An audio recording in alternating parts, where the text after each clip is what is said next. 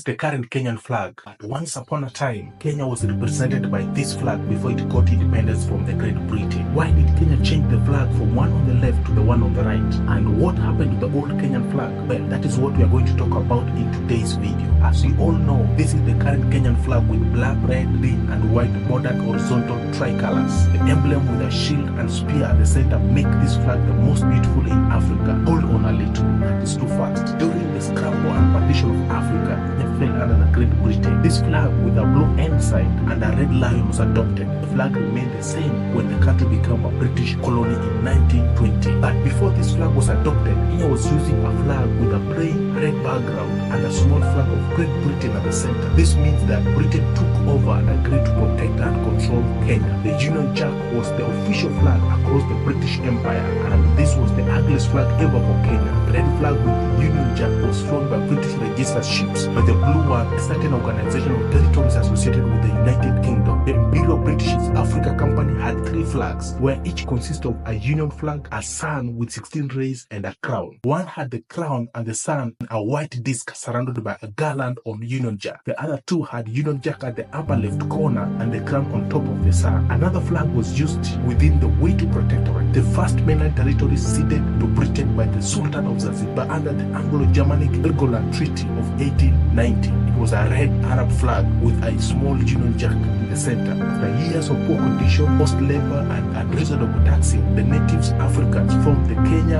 African Union (KAU) to start a campaign to fight for their freedom from British rule. The Mau movement was formed to get rid of the white settlers, but they were unsuccessful. 1960, the Kenya African National Union (KANU) was formed and fought to get independence from Britain using this flag. Kenya began using the KANU flag when it got independence on 12th December 1963, but when it was declared a republic in 1964, a new flag was adopted to define the country's historical heritage. This modern-day Kenyan flag has 3 horizontal stripes in black, red, and green, with small white stripes that separate the light stripes. The emblem consists of the coat of arms that features a Maasai shield and 2 lions holding up the shield at the either side. The red color represents the fight for independence, the black represents the people, the green represents the landscape, and white for peace. The Maasai shield and spears represent the defense. By the way, Kenya is a country in East Africa full of vast savannas. Lions, zebras, elephants, wild beasts roam freely in these beautiful grasslands, scrublands, and woodlands. Most Kenyans are proud of their country. They wear bracelets of their flag for easy identification while abroad. The hand wrist bracelet tradition has become a popular norm among Kenya's diaspora communities and tourists. And there you have it. If you enjoyed this video, kindly hit the like button, share, and subscribe for more content. South by the equator, surrounded by 5 countries, with a decent-sized coast along the largest lake in Africa, Lake Victoria, as well as the Indian Ocean to the east. The country is divided into 47 semi-autonomous counties, with the capital and largest city, Nairobi, which has its own county in itself. The largest cities after Nairobi would be Mombasa and Nakuru. However, the busiest airports would be the 3 international hubs, Nairobi Jomo Kenyatta, Mombasa's Moi International, and Eldoret International. As mentioned in the Ethiopia episode, they have a dispute over the Elemi Triangle with Ethiopia and South Sudan, as well as the incredibly packed Migingo Island in Lake Victoria, where over 130 people live on only 2,000 square meters of space. I mean, you're probably wondering, why do they all stay there? Couldn't they just spread out to the bigger adjacent Usingo Island with much more space?